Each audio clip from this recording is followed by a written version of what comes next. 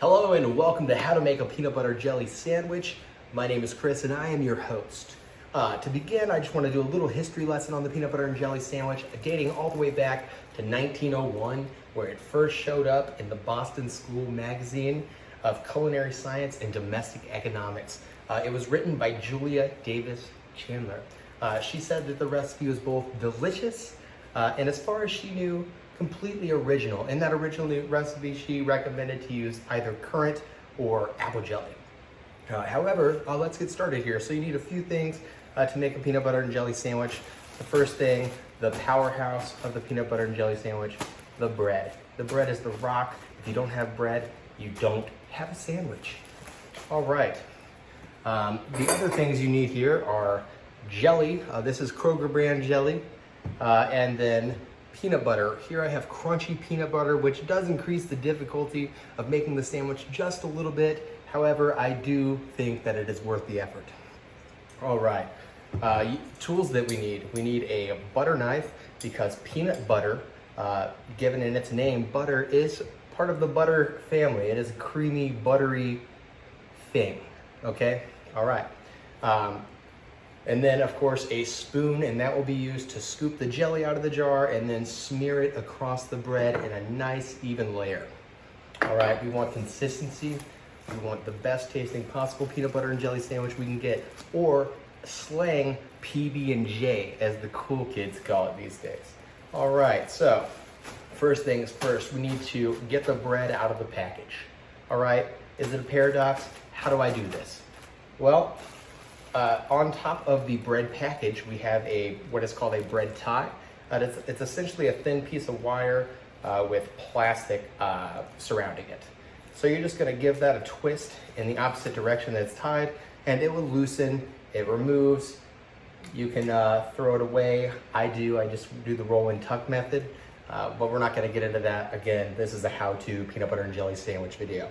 All right, so now that it's untied, we're going to reach into the bag, and we are going to grab 2 pieces of bread. All right, 2 slices. Crap, I broke this one. You don't want to do that. We want solid pieces of bread.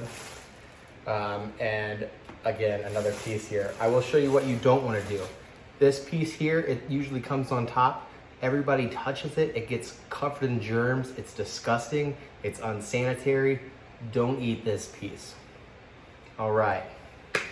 Back to it. So we have 2 slices of bread here. The first thing I'm gonna do, and you can do this in any order, it's just a few steps. We're gonna take the lid off of the jelly. We're gonna grab our utensil that we're using for the jelly, which of course is the spoon. We're going to scoop the jelly out of the jar like so, onto the bread, okay? We don't wanna make a mess, get it onto the bread. Then we're gonna use the back side and smear the jelly across the bread, okay? This pizza rules, less is more. So you just want to get a nice even layer. I don't like it to be completely translucent. I do like to see some color, you know, so I know I got enough flavor. You know, take me to Flavortown and whatnot. All right, so jelly is complete. So we're just gonna bang the extra jelly into the jar, throw that to the side, and cap the jelly, all right? This needs to be refrigerated after opening, or it will go bad, although it's like 9,000 grams of sugar, so it might take your entire life for it to go bad. All right, next up, peanut butter. And again, this is crunchy peanut butter, and as I said, this does make it slightly more difficult because there are nuts in there, and it's more difficult to smear. All right, so I'm just gonna get a nice heaping blade of peanut butter here. You can see that. And then we're just gonna put that on top here and smear it over.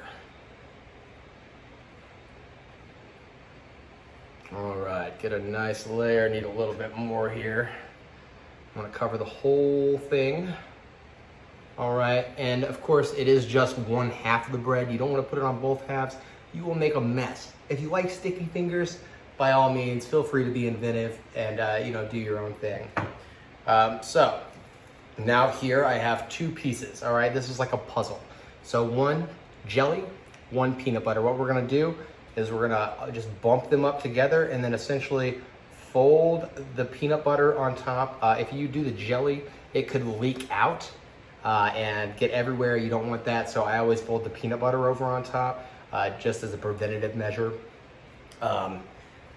So yeah, that's how to make a peanut butter and jelly sandwich, an artisanal sandwich from the early 20th century, 19th century. I don't really know how centuries work. Anyhow, thanks for sticking with me, guys. Why would you want to make a peanut butter and jelly sandwich again, guys? It's a delicious snack. You can have it anytime. It's very cheap.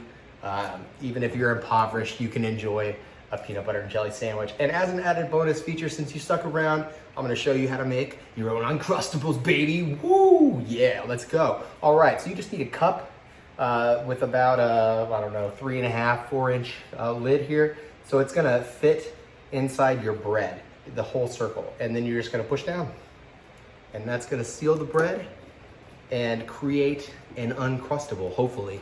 If it doesn't, then this is incredibly embarrassing and I should cut it out of the video. All right, so as you can see here, a beautiful Uncrustable. It's perfect as far as you see. And delicious. Y'all make yourself some peanut butter and jelly sandwich. Have a beautiful day.